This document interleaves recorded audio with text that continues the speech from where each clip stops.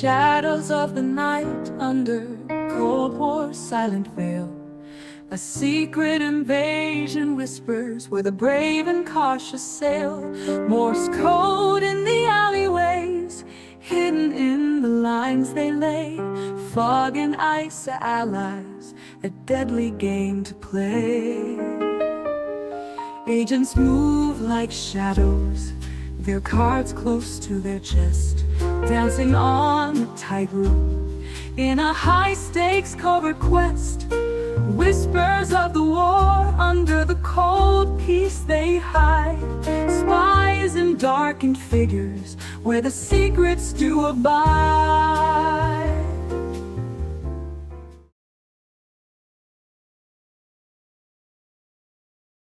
Prólogo. Año 1960.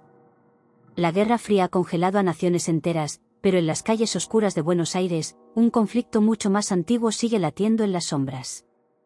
El sol de Argentina parece brillar con fuerza, pero en sus rincones más ocultos, los fantasmas de la Segunda Guerra Mundial aún persisten. Entre los exiliados nazis y las agencias de inteligencia, una antigua batalla secreta se sigue librando, la lucha eterna entre los asesinos y los templarios. Nero, un asesino veterano, se ha exiliado a la ciudad portuaria tras los horrores de la guerra. Marcado por la traición y las pérdidas, se ha mantenido oculto. Pero un mensaje críptico lo saca de las sombras. Un artefacto de inmenso poder ha sido localizado en los túneles subterráneos de Buenos Aires. Y no es el único que lo busca. Los templarios han enviado a uno de sus más temidos agentes, conocido solo como el Sabueso. En esta oscura ciudad, entre las luces y los ecos de tangos lejanos, la caza está a punto de comenzar. Capítulo 1. Bajo la luna porteña. Nero caminaba por las calles de San Telmo, el barrio más antiguo de Buenos Aires. Los edificios coloniales, ahora oscuros y llenos de grafitis, se mezclaban con el olor a humedad y tabaco. En el aire, las notas de un bandoneón resonaban a lo lejos, como una melodía que envolvía a la ciudad en un manto de nostalgia y peligro. Llevaba semanas siguiendo rumores, rastros de documentos ocultos, hasta que encontró a su contacto, Esteban, un viejo revolucionario que había luchado contra las dictaduras y había conocido de cerca los círculos oscuros de poder en Argentina. «Llegas tarde, Nero», le dijo Esteban, encendiendo un cigarrillo mientras se inclinaba en una esquina oscura. «No llego tarde. Solo cuando la información es suficiente», respondió Nero, sus ojos brillando bajo el ala de su sombrero de fieltro. Esteban sonrió con los labios cerrados, su mirada moviéndose nerviosamente entre las sombras. «Lo que buscas está aquí, bajo nuestros pies. Pero no eres el único que anda detrás. Los templarios, ellos han estado buscando por meses. Y han traído a alguien, un monstruo». «El Sabueso», dijo Nero con voz baja. Conocía bien su reputación. Esteban asintió, exhalando una nube de humo que se disolvió en el aire nocturno. «Dicen que una vez que empieza a seguirte, no para. Pero hay algo más, Nero, esos túneles no son seguros. Las historias, los que entran no salen». Nero lo miró, serio, como siempre. «¿Dónde?» Esteban hizo un gesto hacia la entrada de un edificio abandonado, una vieja fábrica de cuero junto al riachuelo.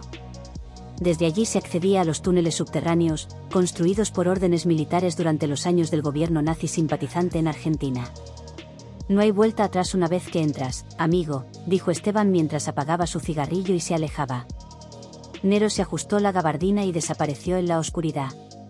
Capítulo 2. Las catacumbas del olvido. Los túneles debajo de Buenos Aires eran un laberinto de secretos olvidados. A través de ellos, los nazis y sus aliados habían traficado bienes y personas al final de la guerra. Nero avanzaba en silencio, sintiendo las paredes frías y húmedas bajo sus dedos. Su linterna iluminaba apenas unos metros por delante, proyectando sombras alargadas que parecían moverse por sí solas.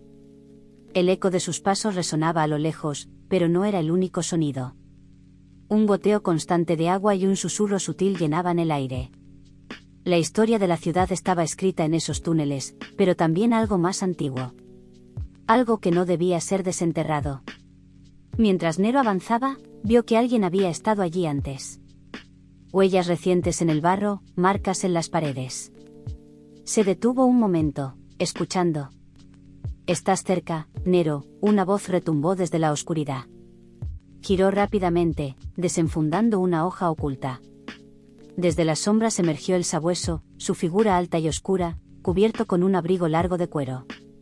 Una máscara de gas cubría su rostro, pero sus ojos eran como los de un depredador que ha encontrado su presa. «El sabueso», murmuró Nero. «He estado siguiendo tu olor, asesino. Sabía que vendrías. Ambos queremos lo mismo, pero solo uno saldrá vivo de aquí». Nero no respondió. En lugar de eso, evaluó sus opciones. Atacar primero, huir o usar el entorno. Pero antes de que pudiera decidir, un sonido metálico resonó a lo lejos. Las paredes del túnel temblaron ligeramente. «Parece que hay algo más aquí abajo», dijo el sabueso con una sonrisa que se podía intuir bajo la máscara. «Algo que quizás ni siquiera tú puedas detener».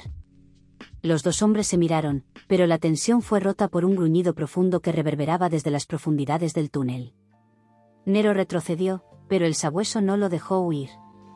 Lo atacó con un movimiento rápido, y los dos se enfrascaron en una feroz pelea.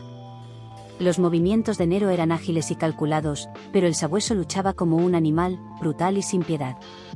En medio de su lucha, el túnel empezó a derrumbarse. Una grieta en el suelo se abrió de repente, tragándolos. Capítulo 3. La criatura del pasado. Nero cayó pesadamente en una cámara subterránea oculta, un antiguo refugio olvidado desde los tiempos de los conspiradores nazis. La luz de su linterna parpadeaba, y en la penumbra, vio la verdad de lo que había en esos túneles. Una criatura, una aberración entre lo humano y lo mecánico, estaba encadenada al centro de la sala, su cuerpo cubierto de placas de metal oxidado y carne putrefacta. Era el fruto de los experimentos nazis. Un monstruo inmortal creado para servir a los templarios, pero que había sido abandonado y olvidado. Esto es lo que los templarios buscaban», susurró el sabueso, mientras se ponía de pie. La criatura abrió los ojos, su aliento era una mezcla de vapor y muerte. Nero supo que debían destruirla antes de que escapara. «Esto no cambia nada», dijo el sabueso, alistándose para luchar. Pero algo había cambiado. En ese instante, el sabueso y Nero se dieron cuenta de que, por primera vez, no eran enemigos. La criatura los atacó con una fuerza sobrehumana, sus cadenas rompiéndose con el eco de los gritos de los caídos. Nero esquivó el golpe, lanzando un cuchillo hacia el corazón mecánico del monstruo, pero falló. El sabueso contraatacó, pero fue lanzado contra una pared. Finalmente, Nero vio el punto débil, un dispositivo en su columna que controlaba al golem. Usando su hoja oculta, escaló el cuerpo de la criatura y, con un golpe preciso, destruyó el mecanismo. El monstruo emitió un rugido final antes de caer. El silencio se apoderó del lugar. Epílogo: la huida de las sombras. Nero, malherido, salió a la superficie. Buenos Aires seguía brillando bajo la luz de la luna, mientras los ecos de un bandoneón tocaban en la distancia. El sabueso había desaparecido, pero Nero sabía que volverían a encontrarse. Los templarios nunca cesarían en su búsqueda del control. Y él, un asesino solitario en una ciudad de secretos, no dejaría que se apoderaran del poder que yacía bajo las sombras de la historia. Los secretos de Buenos Aires estaban a salvo, por ahora. Pero la noche aún era joven, y la caza nunca terminaba.